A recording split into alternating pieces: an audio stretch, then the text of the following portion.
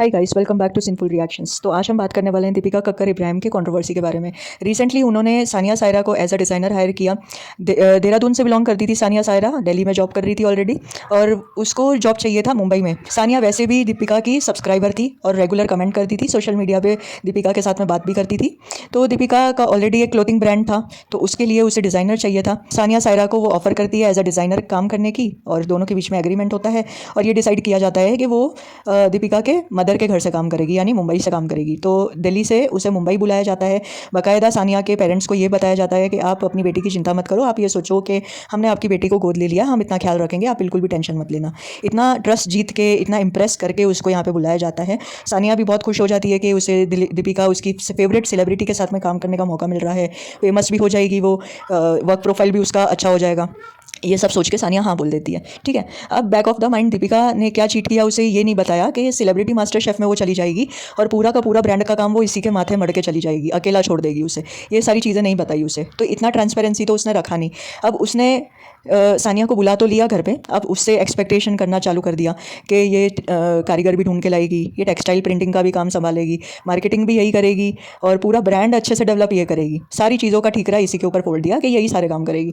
अब दीपिका के ब्रांड में ना कोई भी बंदा काम नहीं करता था, पहले से कोई भी बंदा काम नहीं कर रहा था, सिर्फ सानिया ही एक ऐसी एक्सटर्नल बंदी थी जिसने दीपिका ने फर्स्ट टाइम इसे हायर किया था एज ए एम्प्लॉय।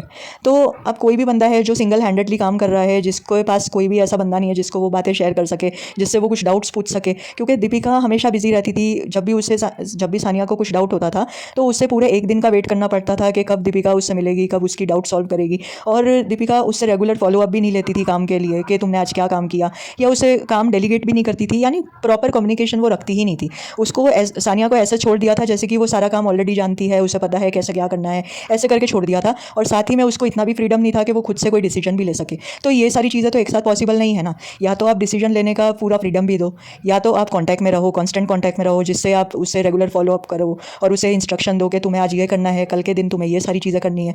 अब धीरे धीरे क्या होता है कि सानिया जो है वो काम करती है, अपना दरवाज़ा खुला रखती है डे के टाइम पे, क्योंकि सब लोगों को दिखना चाहिए कि वो क्या काम कर रही है, किसी को ये ना लगे कि वो काम नहीं कर रही है, वो उल्लू बना रही है। तो ये सारी चीज़ें उसने ट्रांसपेरेंसी मेंटेन करने का ट्राई किया। लेकिन डे बाय डे दीपिका का डेडलाइन पास में आ रहा था सेलिब्रिटी मास्टर शेफ में जाने का, तो उसकी टेंशन बैकग्राउंड में उसके दिमाग में थी, और ये भी था एक्सपेक्टेशन कि ये सारा काम का टेक ओवर खुद से कर ले, सारे काम का ओनरशिप खुद से ले ले। तो ये एक्सपेक्टेशन जब दीपिका की पूरी नहीं हुई तो उसने एक back of the mind plan तैयार किया कि मैं कुछ भी छोटी मोटी मिस्टेक्स को पोक करके उसको ही गलत बना बना के वो उसे फायर कर देती है, निकाल देती है जॉब से। तो वो यही करना चालू कर देती है, छोटी छोटी बात पर चिढ़ना, छोटी छोटी बात पर कंप्लेन करना, ये सारी चीज़ें स्टार्ट कर देती है। इनफैक्ट उसे ये भी बोलती है कि मैं तुम्हारी टिकट करा रही हूँ, तुम मुझे आज ही बता दो, मैं तुम्हें भेज देती हूँ, तुम हैंडल नहीं कर पा रही हो ये सारी चीज़ें तो तुम चली ही जाओ, ऐसी चीज़ें बोलना। जबकि वो बंदी अपने फैमिली को, फ्रेंड्स सर्कल में सब कुछ बता के आई थी कि मैं दीपिका कक्कड़ इब्राहिम के साथ में काम कर रही हूँ। तो उसके ऑफकोर्स उसकी इमेज के ऊपर भी आ गया होगा। कल को जाके अगर वो 15 दिन में, 2 दिन में आ जाती है वापस, तो उसके फ्रेंड फैमिली वाले भी मजाक उड़ाएंगे, अरे तुम तो सेलिब्रिटी के साथ में काम करने गई थी, तो क्या हो गया तुम्हें, क्यों वापस आ गई। ये सारी चीज़ें रहती है दिमाग में। जबकि सानिया ने यह भी रिक्वेस्ट किया था कि मुझे थोड़ा टाइम दे दो, मैं इंप्रूव कर लूँगी, जो आप कह रहे हो मैं सारी चीज़ें कर दूँगी। लेकिन दीपिका को तो उसको निकालना था ना, क्योंकि दीपिका को तो सेलिब्रिटी मास्टर शेफ में जाना था, और सेलिब्रिटी मास्टर शेफ तो कोई ऐसा शो तो है नहीं कि आज बुलाया कल परसों चली गई शूटिंग पे, ऐसा तो है नहीं। बाकायदा 2-3 महीने पहले से प्लानिंग की गई होगी, कॉन्ट्रैक्ट साइन किया गया होगा। तो दीपिका को यहाँ पे ट्रांसपेरेंट रहना चाहिए था कि देखो तुम्हारे को इतने 4-5 दिनों में सारी चीज़ें सीख लेनी है मेरे से, ये सारी चीज़ें तैयार करनी है, और मैं उसके बाद में तुम्हारे को गाइड करने के लिए नहीं रहूँगी, तो ये सारी चीज़ें तुमको खुद ही करनी पड़ेगी। तो एटलीस्ट वो अपना माइंड डेवलप करके आती कि ठीक है, मेरे को कोई भी गाइडेंस देने वाले यहाँ पे कोई नहीं होगा, तो उसे इतना हर्ट भी नहीं होता। दूसरी साइड तुम उसके पेरेंट्स को ये बोलते हो कि अरे आप अपनी बेटी की चिंता मत करो, तुम ये सोचो कि तुमने अपनी बेटी जो है मेरे को गोद में दे दी है। तो इतना लेवल का ट्रस्ट जीत के फिर सडनली उसके साथ में माइंड गेम खेल के उसको निकालने की साजिश करना है ना, ये तो पूरा टीवी सीरियल वाला ही काम हो गया। जो टीवी सीरियल में साजिशें करते हैं वही काम हो गया ना। ये गलती को छुपाने के लिए तुम सामने वाले को ब्लेम कर दो, उसको इतनी गलतियां दिखवा दो अपनी कि वो ऐसा सोचे अरे गलती तो मेरी थी, मेरे गलतियों के कारण ही तो मुझे निकाल दिया था। तो ठीक है, एक दिन ऐसा होता है कि वो उसकी टिकट करवा देती है, वो चली जाती है।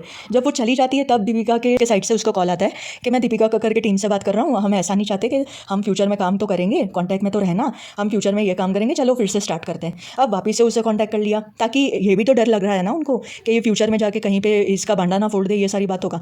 तो पूरा का पूरा प्लानिंग किया गया कि सारा का सारा ब्लेम किसके ऊपर जाए, सानिया के ऊपर जाए। अब सानिया क्या देखती है, सडनली दीपिका कक्कर जा रही है सेलिब्रिटी मास्टर शेफ में, तब उसे सारी चीज़ें समझ में आ गई कि उसने उसके साथ क्या गेम खेला। तब उसने वीडियो बना के सारी चीज़ें बता दी, बहुत सारे स्क्रीनशॉट्स भी लगाए। अच्छा, दीपिका कक्कर का ये पहला कांड नहीं है जो उसने किया है, पहले भी उसने सेम चीज़ की थी डिम्पल के साथ में। डिम्पल उसकी एक इंटीरियर डिज़ाइनर थी, वो डिम्पल को अपने व्लॉग्स में भी इंक्लूड करती थी। अब सडनली क्या हो गया कि दीपिका ने कंप्लेन करना चालू कर दिया कि अरे उसने जो काम करके दिया था वो तो चीप क्वालिटी के प्रोडक्ट्स यूज़ करके किए थे, अब मैंने तो उससे इतना पेमेंट किया। और डिम्पल ने दूसरे साइड ये कहा था कि दीपिका ने मुझे उतना पे नहीं किया जितना मैंने मांगा था। और फिर सडनली वो गायब हो गई, उसके बारे में कोई अपडेट भी नहीं मिली किसी को। और एक वीडियो भी सर्कुलेट हुआ था कि उसे लोकल मुंबई की ट्रेन में मार पिट रही है, किस वजह से पिट रही है वो भी नहीं पता।